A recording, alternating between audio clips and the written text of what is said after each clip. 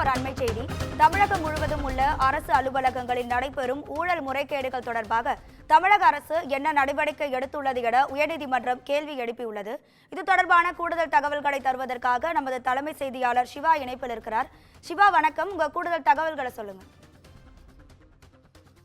ராதிகா, தமிழகம் முழுவதும் அரசு அலுவலகங்களில் நடைபெறக்கூடிய ஊழல் முறைகேடு விவகாரத்தில் தமிழ்நாடு அரசினுடைய நிலைப்பாடு என்ன என சென்னை உயர்நீதிமன்றம் ஒரு கேள்வியை எழுப்பியிருக்கிறது.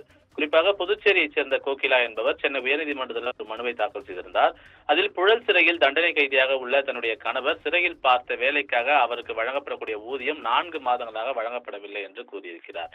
வழக்கு விசாரணையின் போது ஆஜரான மனுதாரர் தரப்பு வழக்கறிஞர் தமிழகத்தில் உள்ள சிறைகளில் கைதிகள் தயாரித்த பொருட்களை விற்பனை செய்ததில் 14 கோடி ரூபாய் அளவுக்கு முறைகேடு நடந்துள்ளதாக மத்திய தணிக்கைத்துறை கூறியது தொடர்பாக செய்தித்தாள்களில் வெளியான செய்தியை தாக்கல் செய்திருந்தார். இதனை அடுத்து இந்த விவகாரம் தொடர்பாக எடுக்கப்பட்ட நடவடிக்கைகள் குறித்து அறிக்கை தாக்கல் செய்ய லஞ்ச ஒழிப்புத்துறைக்கு நீதிமன்றம் உத்தரவு பிறப்பித்திருந்தது. இந்த நிலையில்தான் இந்த வழக்கு மீண்டும் நீதிபதிகள் S.M. சுப்பிரமணியம் மற்றும் ஜோதிராமன் ஆகியோர் கொண்ட அமர்வுள்ள விசாரணைக்கு வந்தபோது ஆஜரான கூடுதல் குற்றவியல் வழக்கறிஞர் முனியப்பராஜன் அறிக்கையை தாக்கல் செய்திருந்தார். அறிக்கையை பார்த்த நீதிபதிகள் முறைகேடு தொடர்பாக 2022ஆம் ஆண்டு செப்டம்பர் மாதம் மத்திய தணிக்கை குழுவினுடைய அறிக்கை வெளியான நிலையில கடந்த 13ஆம் தேதி தான் முதல் தகவல் அறிக்கை பதிவு செய்யப்பட்டிருக்கிறது.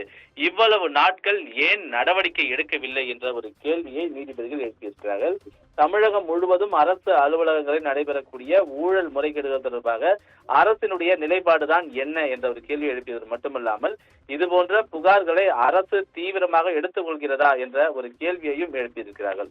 தவறிழைத்த அதிகாரிகள் அனைத்து பலன்களையும் பெற்றுக்கொண்டு ஓய்வு பெற அனுமதிக்க கூடாது எனவும் இதுபோன்ற அதிகாரிகள் மீது நடவடிக்கை எடுக்க வேண்டும் எனவும் நீதிபதிகள் தெரிவித்திருக்கிறார்கள். இதற்கு பதிலளித்த கூடுதல் குற்றவியல் வழக்கறிஞர் 2022ஆம் ஆண்டு மத்திய தணிக்கை குழுவினுடைய அறிக்கை வெளியானதிலிருந்து அது தொடர்பான முதற்கட்ட விசாரணை நடத்தப்பட்டு தற்போது அதன் பின்னர் தான் முதல் தகவல் அறிக்கை பதிவு செய்யப்பட்டுள்ளதாக தெரிவித்தார். அதோடு மட்டுமல்லாமல் ஊழல் புகார்களை அரசு தீவிரமாக கருதுவதாகவும் உறுதி தெரிவித்திருக்கிறார். இதனையடுத்து இந்த விவகாரம் தொடர்பாக விரிவான அறிக்கையை தாக்கல் செய்ய உள்துறை செயலாளருக்கு உத்தரவிட்ட நீதிபதிகள் இந்த வழக்கு மீதான விசாரணையை ஜனவரி 6ஆம் தேதிக்கு ஒத்திவைத்திருக்கிறார்கள். ராதிகா,